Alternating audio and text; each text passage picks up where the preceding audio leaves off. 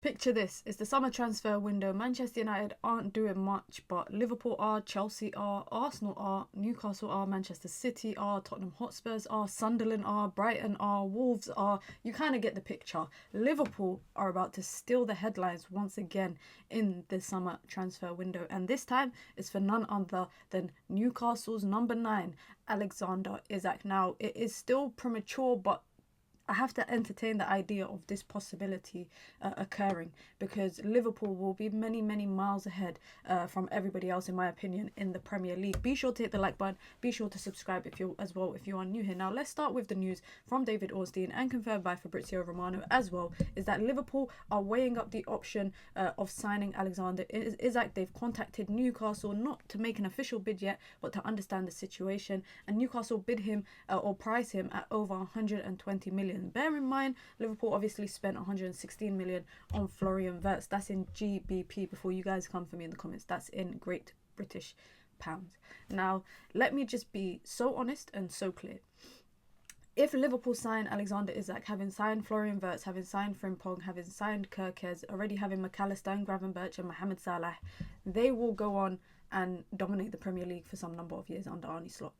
Definitely a couple of years it will be domination if they continue to go strength to strength. Now, people are gonna say, how can they afford to pay 100 million plus twice in a summer transfer window? Remember, guys, Liverpool did not spend money last summer. They just brought in Federico Chiesa. That's it. You know, they won the Premier League. They got relatively far in the Champions League, so financially that supports them as well. But they won the Premier League, and effectively their ownership and with, you know, the likes of Edwards, etc., are planning for dominance. They are planning for dominance. That's all I can see it as. And as a Man United fan, guys, I'm scared. But I've also come to accept that we are not on the level of the likes of Liverpool, of the likes of Manchester City, of the likes of Arsenal in this summer transfer window. I know that might be quite harsh to hear, but Manchester United have taken over 6 weeks and they're nowhere ever. They're not remotely close to signing Brian Mbeumo.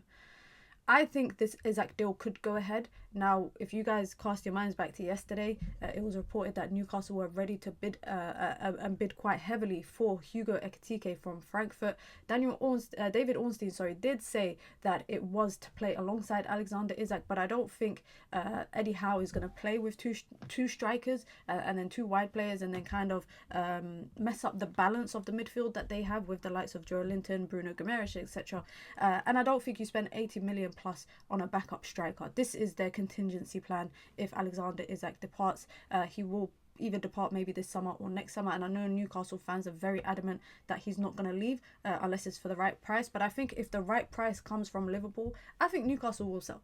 I genuinely think, because that will be a double profit. The profit on Alexander Isak will near enough be double of what they paid for him, number one. Number two, they will effectively replace him with someone of the same ilk as him in Hugo Ekitike. So that's point number two. Point number three, I think there's only so long that Newcastle can hold on to Alexander Isak, if I'm being honest. I think there's only so long they can. If it's not Liverpool that come sniffing around him, I feel like Barcelona could be a destination for him next summer, who obviously they're going to be in the lookout for a potential number 9 when Lewandowski ends up departing. I think Real Madrid could be in the lookout for a number 9 as well next summer, depending on how that turns out with Vinicius Jr.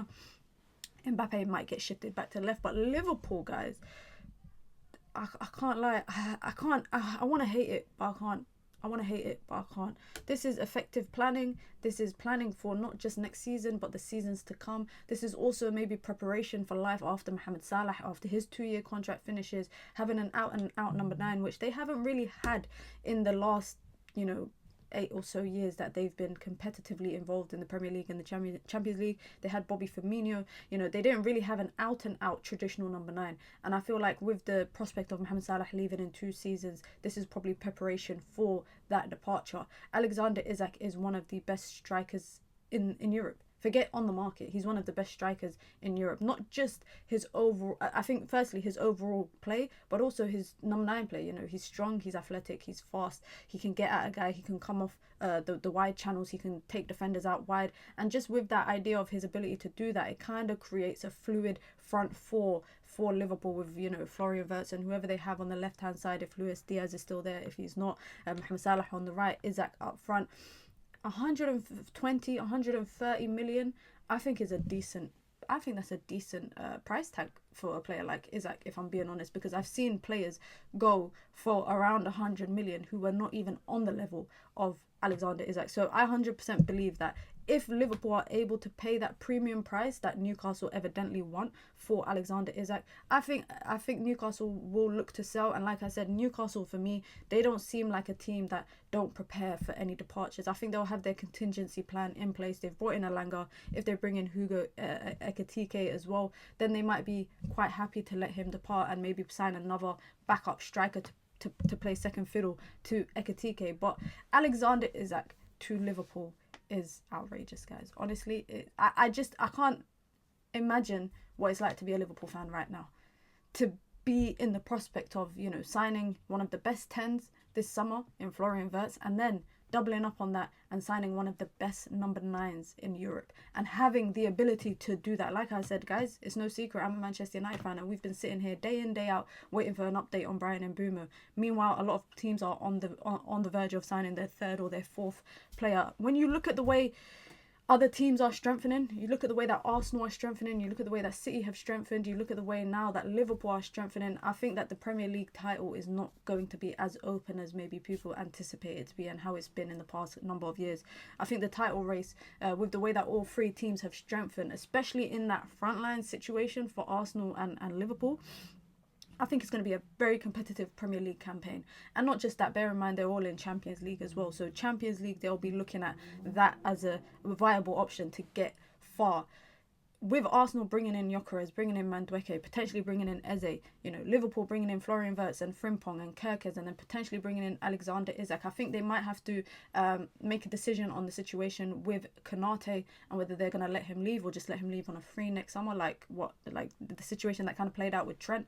But you wouldn't imagine that Trent leaving this summer has led to all of this. I think this would have happened regardless of if Trent had left or not, because I think that Liverpool front line needed some rejuvenation, especially that 10 role with Florian Wirtz. And you lot know here on the channel how much of a big fan I was of Wirtz when he was at Bayer Leverkusen, and people were comparing him to Shirky and saying, you know, City got the better player for nearly 3 times less. Florian Wirtz with Alexander Isak and then Mohamed Salah and whoever they have off the left, whether it's Cody Gakpo, whether it's Luis Diaz, whether they even go out and sign someone else. I saw there was links to Rodrigo. I don't know how likely that is because we know Rodrigo is possibly going to leave Real Madrid. But if they even bring in Rodrigo, then I think that they're building a super team.